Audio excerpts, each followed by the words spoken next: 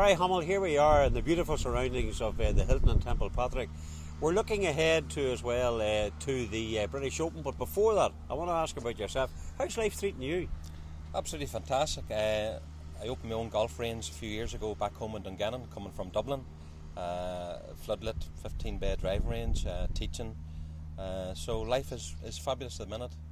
I remember going out and doing a feature many times on television out in that range. We brought Peter Canavan out to talk about actually how you take free kicks and how you play golf. It's not dissimilar when it comes to the sport. Well, all sport has got the basics of the game, and you put trust into your ability, and like visualization, commitment, dedication. Like any sportsman, it's just the same thing. You put all the hard work on at night. I spent many hours practicing my own, and then when it comes to the big stage, you feel you're ready for it.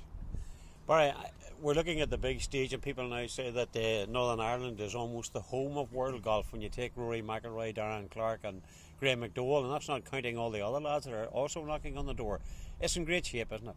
Absolutely unbelievable for a small country like Ireland, and even out in Northern Ireland, where it's produced even Darren Clarke and McDowell and Rory, the best golfers in the world. It's magnificent. It just shows you from a young age that the clubs really do support the young lads and bring them on. Like, I grew up with Darren in Dungannon, and we went from club members accepting us to play in competitions at the age of 10, 11.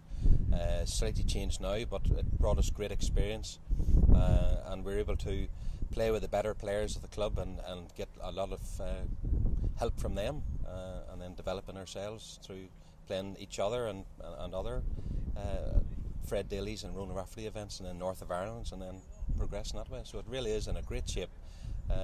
You've number 3 in the world, Rory, at the minute. He's going through a little bad spell, I think. He'd be about for a long time. He's got, I think it's love, maybe that's. Yeah, he will be back. He can turn it on and off as easy, but he's just, everybody's down on him at the minute, I think.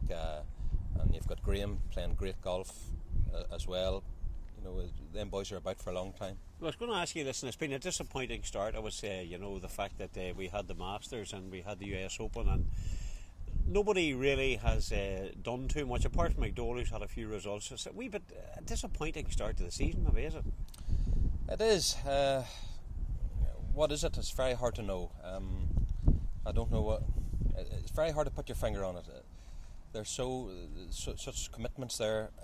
They're on the road all the time. Could be they're a bit tired or fatigued. There's issues with that. There's yeses and nos. That how could they be? But I've played quite a few tournaments on the road, and it is tiring. It is hard work, and them boys' schedules are huge. But there's only 2 events gone, majors gone. There's still a long way to go. I was going to say to you about Rory too. A wee bit of petulance there. Obviously at the US Open, you think it's love's young dream. Maybe that's put his head and put his game a wee bit astray. But as you say, he has good quality, and that's the key to being a top class player in any sport. McIlroy's liable to go out in the British Open and just turn it on. He proved it last year. He went through a bad spell for a few weeks, and then came and won the USPGA. Just where he wasn't thought of, but won it easy. He's such an unbelievable talent. Paul McGinley was been interviewed by Jerry Kelly there last week or a couple of weeks ago, and Paul didn't realise how big Rory was in America. You've got Tiger Woods, and then you've got Rory McIlroy, and Paul couldn't understand how huge Rory McIlroy is. He can't go anywhere in America. We take him for granted over here. How good he is. He could probably walk down the street there and have a cup of tea and nobody bother him, really. But yeah, he's absolutely, he's magnificent. Do you think that's a wee bit of a problem here, the fact that we do take a lot of these top golfers for granted because they've excelled so much, because they've won so much? Like, what right have we to be disappointed whenever they don't win every particular Open? They can't win every single one of them. Absolutely. Expectations are so high every week. It's not like a boxer where he's got 2 or 3 bouts a year. Golfers are competing every week, and I mean, we all can go through spells of bad putting or bad driving, or Rory changed his irons to there at the start of the year, and it went through. Everybody was saying how the irons obviously don't suit him, but it's yeah. If you can perform 4 or 5 times a year, and that's at your best, it's going well. You're talking about performing at your best at 4 or 5 times a year, and obviously, we see the US Open, we see the Masters, all the majors, but I suppose within ourselves, the British Open or the Open, it's the number one for a lot of local golf fans, isn't it? The British Open probably is the one that everybody wants to win. It's the home of golf. It's the biggest major. I feel of all the majors, the British Open is the one. Darren won it a couple of years ago, and you'll probably never hear of him again because he's well, you can say it. I couldn't possibly say it. That's an Dungannon man slagging an Dungannon man. But no, I think they all would. If they all had a choice of which one, I would think British Open would be one, and the Masters would be the second one. Now, as we say, the local lads are going through a bit of a rough patch, Harrington as well, when we broaden it the south of the border too. But who do you fancy now whenever you look to the Open? Well, I look at somebody there that has an awful lot of experience, has started to play very well this last couple of years, won the British Open last year, loves Muirfield, won it in 2002, is Ernie Els. He's definitely my top choice.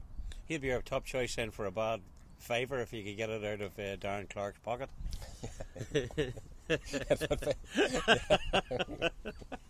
So you're saying to the fans watching here at McLean's TV the fact that Ernie Els is the one to look for. He played well last week in the US Open there. He's been playing well. He won the British Open last year in the playoff, and he loves Muirfield, and in 2002 he won it there, and he's got great memories of it. So yeah, he is definitely my choice. Obviously, you've got the likes of, the first-time majors, Justin Rose, Adam Scott. Rory will be there because he loves links golf, and But to me, I fancy Ernie Els. And of course, Tiger, he has opted out of golf until the Open because of injury. Will that be a factor, or can he come back again? Like Woods is very special too. Very special. He's got 3 or 4 weeks off now where he's not competing. The standard has got so good. Maybe 6 or 7 years ago, Tiger could have done that. But I don't. There's no fear in any of these boys now that Tiger is just another one of them. So it can't be good. He's got a elbow problem. Yes, he'll be fine, but it certainly can't. But yeah, Tiger is special, so it's very hard to know, of course. So. Well, Barry, before we go, finally, do you want to apologise publicly now to Darren now that you're on McLean's TV for that slighting him? You say, young Clark, he won the Open and you'll never see him again. Darren, I didn't say that now, he said it. I played Darren in match play in 1984 and he owes me £10. So. Well, I'll hold you that, Barry. Thanks very much indeed. Not all, God bless. Thank you now. Good lad.